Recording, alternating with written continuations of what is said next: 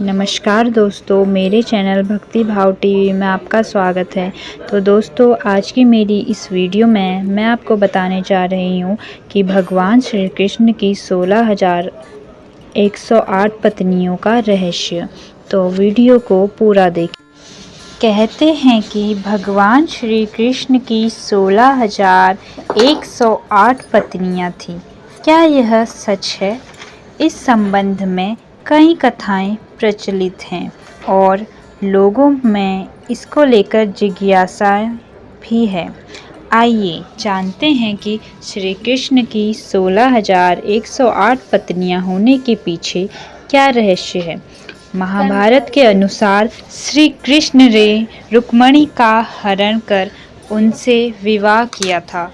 विदर्भ के राजा भीष्मक की पुत्री रुक्मिणी भगवान कृष्ण से प्रेम करती थी और उनसे विवाह करना चाहती थी। रुक्मिणी के 5 भाई थे, रुक्म, रुक्मरथ, रुक्मबाहु, रुक्मकेश तथा रुक्माली। रुक्मिणी सर्वगुण संपन्न तथा अत्यंत सुंदर भी थी।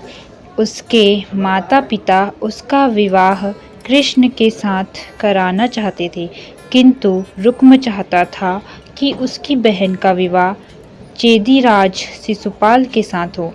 यह कारण था कि कृष्ण को रुक्मिणी का हरण कर उनसे विवाह करना पड़ा।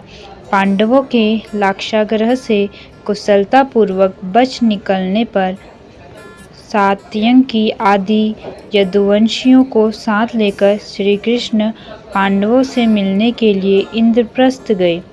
युधिष्ठिर, भीम, अर्जुन, नकुल, सहदेव, द्रौपदी और कुंती ने उनका आतिथ्य पूजन किया। इस प्रवास के दौरान एक दिन अर्जुन को साथ लेकर भगवान कृष्ण वन विहार के लिए निकले। जिस वन में वे विहार कर रहे थे, वहां पर सूर्यपुत्री कालिंदी श्री कृष्ण को पति रूप में पाने की कामना से तप कर रही थी। कालिंदी की मनोकामना पूर्ण करने के लिए श्री कृष्ण ने उनके साथ विवाह कर लिया। फिर वे एक दिन उज्जैनी की राजकुमारी मित्रविंदा को स्वयंवर से वर लाए। उसके बाद कौशल के राजा नग्नजीत के साथ बैलों को एक साथ नाद कर उनकी कन्या सत्या से पाणिग्रह किया। तत्पश्चात उनका कैकेयी की राजकुमारी भद्रा से विवाह हुआ। भद्रेश की राजकुमारी लक्ष्मणा भी श्री कृष्ण को चाहती थी, लेकिन उनका परिवार कृष्ण से विवाह के लिए राजी नहीं था। तब लक्ष्मणा को श्री कृष्ण अकेले ही हर कर ले आए। इस तरह कृष्ण की 8 पत्नियां थीं: रुक्मिणी, जामवंती, सत्याम्भा, कालिंदी, मित्रविंदा, सत्या, भद्रा और लक्ष्मणा। आइए अब जानते हैं भगवान श्री कृष्ण की 16,108 पत्नियों का सच क्या है। एक बार जब श्री कृष्ण अपनी 8 पत्नियों के साथ सुखपूर्वक द्वारिका में रह रहे थे, तभी एक दिन स्वर्गलोक से राजा देवराज इंद्र ने आकर उनसे प्रार्थना की, हे कृष्ण, प्राग ज्योतिषपुर के दैत्यराज भौमासुर के अत्याचार से देवतागण त्राहि त्राहि कर रहे हैं। देवताओं की मणि छीन ली और वह त्रिलोक विजयी हो गया। इंद्र ने कहा, भौमासुर ने पृथ्वी के कई राजाओं और आमजनों की अति सुंदरी कन्याओं का हरण कर उन्हें अपनी यहाँ बंदीगृह में डाल रखा है। कृपया आप हमें बचाएं प्रभु। इंद्र की प्रार्थना स्वीकार कर श्री कृष्ण अपनी प्रिय पत्नी सत्यभामा को साथ लेकर गरुड़ पर सवार होकर प्राग ज्योतिषपुर पहुँचे।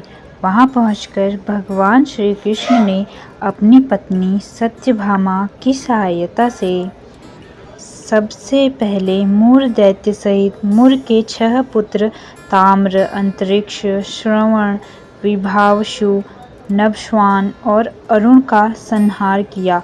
मूर दैत्य के वध हो जाने का समाचार सुनकर भौमासुर अपने अनेक सेनापतियों और दैत्यों की सेना को लेकर युद्ध के लिए निकला। भौमासुर को स्त्री के हाथों मरने का श्राप मिला था, इसलिए भगवान श्री कृष्ण ने अपनी पत्नी सत्यभामा को सारथी बनाया और घोर युद्ध के बाद अंत में कृष्ण ने सत्यभामा की सहायता से उसका वध कर डाला। इस प्रकार भौमासुर को मारकर श्री कृष्ण ने उसके पुत्र भगदत्त को अभयदान देकर उसे प्रागज्योतिष का राजा बनाया। भौमासुर के द्वारा हरण कर लाई 16,100 कन्याओं को श्री कृष्ण ने मुक्त कर दिया। ये सभी अपहृत कन्याएं थीं, या फिर भय के कारण उपहार में दी गई थी, या फिर कुछ किसी और माध्यम से उस कारागार में लाई गई थी। वे सब अपमानित, लांछित और अलंकित थी। सामाजिक मान्यताओं के चलते भौमासुर द्वारा बंधक बनाकर रखी गई इन कन्याओं को कोई भी अपनाने को तैयार नहीं था। तब अंत में श्री कृष्ण ने सभी को आश्रय दिया।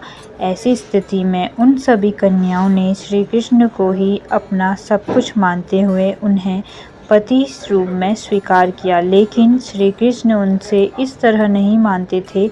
उन सभी को श्री कृष्ण अपने साथ द्वारिका ले आए। वहाँ वे सभी कन्याओं को स्वतंत्र पूर्वक अपनी इच्छा अनुसार सम्मानपूर्वक द्वारिका में रहती थी, महल में नहीं। वे सभी वहाँ भजन, कीर्तन, ईश्वर भक्ति आदि करके सुख पूर्वक रहती थी। द्वारिका एक भव्य नगरी थी, जहाँ सभी समाज और वर्ग के लोग रहते थे। भागवत पुराण में बताया गया है कि भौमासुर भूमि माता का पुत्र था। विष्णु ने वराह अवतार धारण कर भूमि देवी को समुद्र से निकाला था। इसके बाद भूमि देवी ने एक पुत्र को जन्म दिया। पिता एक दैवी शक्ति और माता पुण्यात्मा होने पर भी पुत्र भौमासुर क्रूर निकला। यह भी जनश्रुति है कि पुराणों में उल्लेख है कि भौमासुर ने उन कन्याओं को इसलिए कैद करके रखा था ताकि वह उनकी बलि देकर अमर होकर शक्तिशाली बन सके। वह पशुओं से भी ज़्यादा क्रूर और अधर्मी था।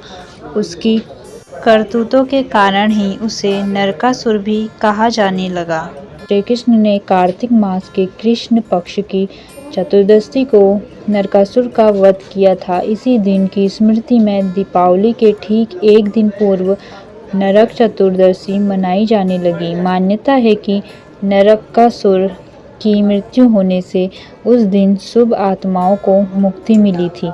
नरक चौदस के दिन प्रातः काल में सूर्योदय से पूर्व उबटन लगाकर नीम, चिचड़ी जैसे कुड़वे पत्ते डाले गए जल से स्नान का अत्यधिक महत्व है।